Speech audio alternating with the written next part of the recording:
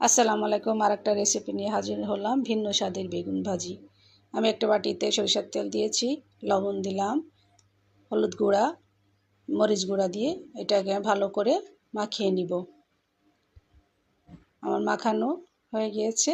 এবার হচ্ছে আমি যে বেগুনটা এভাবে কেটে রেখেছি, বেগুনটাকে আমি এর ভিতর মাখিয়ে নেব ভালো করে মাখিয়ে নেবেন, যাতে একটার সঙ্গে ভিতরে একটা লেগে থাকে।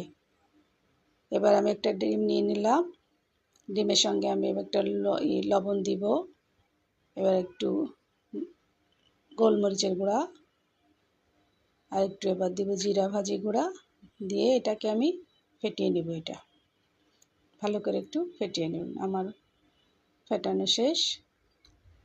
এবার হচ্ছে আমি যে বেগুনটাকে মেখে রেখেছিলাম, এবার এটা চুবিয়ে নিয়ে ব্রেডকে আমি কোট করে নেব। আমার ভালো করে কোট করে নেবেন।